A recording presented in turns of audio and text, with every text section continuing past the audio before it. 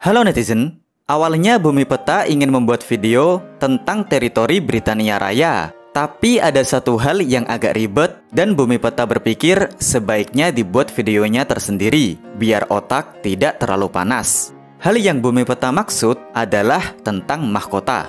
Kita tentu saja tahu bahwa mahkota adalah perhiasan yang dipakai di kepala seorang raja atau ratu untuk menunjukkan keagungannya. Tapi yang kita bahas kali ini bukanlah tentang perhiasan tersebut, melainkan sebuah konsep. Jadi, apa itu mahkota?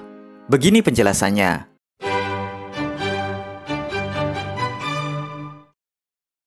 Ini adalah Lelouch V Britannia, Kaisar Britania ke-99.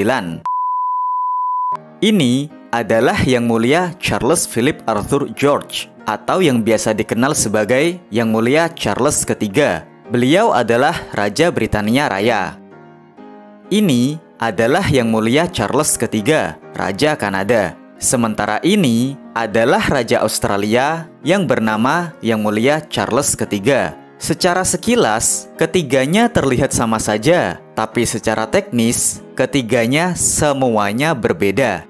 Oke, ketiganya adalah orang yang sama. Tapi, jika kalian berpikir bahwa Raja Britania Raya sama dengan Raja Kanada dan sama dengan Raja Australia, maka anggapan tersebut adalah salah. Hal ini disebabkan karena adanya konsep yang disebut dengan The Crown, yang biasa diterjemahkan menjadi mahkota atau kadang disebut kemahkotaan. BTW, The Crown atau mahkota ini dulunya bernama British Crown atau mahkota Britania. Tapi karena berbagai alasan, untuk saat ini istilah yang digunakan hanyalah mahkota. Dan meskipun pembahasan ini baru kita mulai, materi sudah mulai rumit. Karena sayangnya, definisi mahkota sendiri sebenarnya agak kurang jelas dan bisa berubah-ubah tergantung konteks, situasi, dan kondisi. Hal ini dikarenakan konsep tentang mahkota ini merupakan warisan dari era feodal zaman dulu dan cukup sulit dicari persamaannya di era sekarang ini. Tapi pada hakikatnya, mahkota adalah suatu entitas yang merepresentasikan otoritas atas suatu entitas politik, baik secara legal maupun konstitusional. Dan kekuasaan ini diwujudkan melalui raja atau ratu sebagai pemegang sah atas wewenang mahkota. Jadi, sederhananya, mahkota ini adalah sebuah konsep bentuk sistem pemerintahan yang berkuasa atas suatu entitas politik yang mana wewenang mahkota ini dijalankan oleh raja atau ratu untuk menjalankan entitas suatu politik yang bersangkutan. Berarti kalau di Indonesia, mahkota itu seperti presiden ya, Min? Beda. Mahkota lebih kompleks dari itu. Meskipun dalam arti sempit, mahkota dianggap sama dengan raja dan kadang-kadang seluruh anggota keluarga kerajaan. Dalam arti yang lebih luas, misalnya Britania Raya sebagai contoh, mahkota bukan hanya raja sebagai kepala negara, melainkan juga termasuk Perdana Menteri sebagai kepala pemerintahan, termasuk kabinetnya sebagai lembaga eksekutif. Dan terkadang bukan cuma itu saja, tapi juga termasuk lembaga legislatif dan lembaga yudikatif.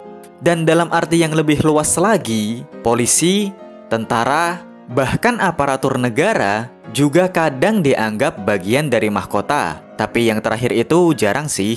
Yang lebih sering adalah dibatasi pada lembaga eksekutif, legislatif, dan yudikatif.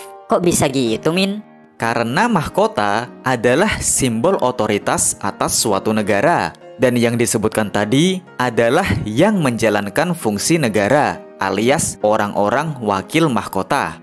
Jadi, anggapan bahwa mahkota itu mirip presiden adalah kurang tepat. Dan yang mendekati adalah mahkota merupakan negara itu sendiri. Indonesia dijalankan oleh lembaga eksekutif, legislatif, dan yudikatif. Mahkota juga mirip, diwakili oleh lembaga eksekutif, legislatif, dan yudikatif untuk menjalankan suatu negara. Jadi, mahkota lebih mirip kepada konsep negara dan cukup berbeda dengan presiden. Tapi sekali lagi, dalam kehidupan sehari-hari, mahkota biasanya mengacu kepada raja dan kadang termasuk anggota keluarga kerajaan. Tapi dalam politik kenegaraan, mahkota adalah sebuah institusi yang menjalankan pemerintahan suatu negara. Sekarang kita kembali ke pertanyaan awal. Jika orangnya sama, mengapa Raja Britania Raya bukan Raja Australia dan bukan juga Raja Kanada? Nah, disinilah keunikan mahkota, yang mana ini berhubungan dengan alam persemakmuran. Menurut logika mahkota ini, alam persemakmuran dikuasai oleh mahkota, dan mahkota hadir dalam wujud seorang raja yang secara konsensus dari monarki Britania. Tapi dari sudut pandang mahkota hanya bergelar raja atau ratu kalau wanita. Well, lebih tepatnya gelarnya adalah sovereign, bukan king atau queen. Kemudian, mahkota ini hadir dalam setiap negara alam persemakmuran sebagai mahkota negara masing-masing. Misalnya, mahkota hadir di Britania Raya sebagai mahkota atau kerajaan Britania Raya. Di Australia, mahkota hadir dalam bentuk mahkota Australia. Begitu pula di Kanada, mahkota hadir sebagai mahkota Kanada, dan seterusnya.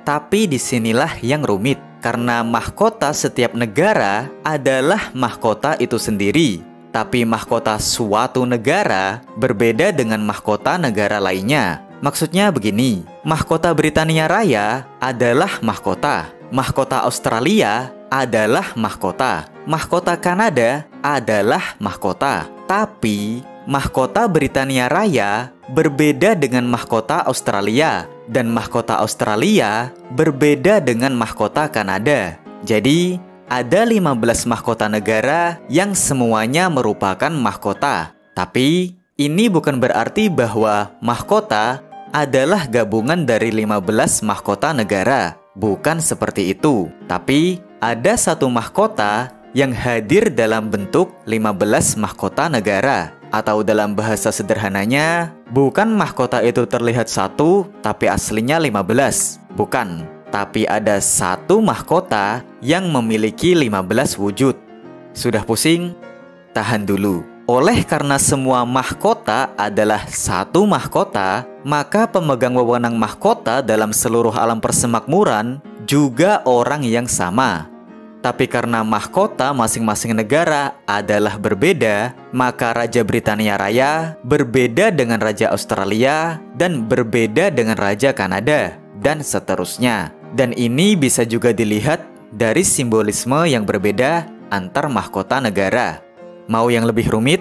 Oleh karena Kanada adalah negara federasi, masing-masing provinsi memiliki monarkinya tersendiri, dan ia orangnya sama, tapi gelarnya berbeda. Tapi kita kembali membahas negara saja. Perbedaan mahkota tiap negara ini ada implikasi nyatanya juga yang berhubungan dengan kedaulatan suatu negara. Oleh karena mahkota setiap negara adalah berbeda-beda, secara teknis, Raja Britania Raya beserta pemerintahannya tidak memiliki wewenang di Australia. Begitu pula Raja Australia dan pemerintahannya, mereka tidak memiliki wewenang di Kanada, dan seterusnya. Jadi misalnya nih, Parlemen Kanada meminta persetujuan kepada Raja Britania Raya, itu dianggap tidak sah.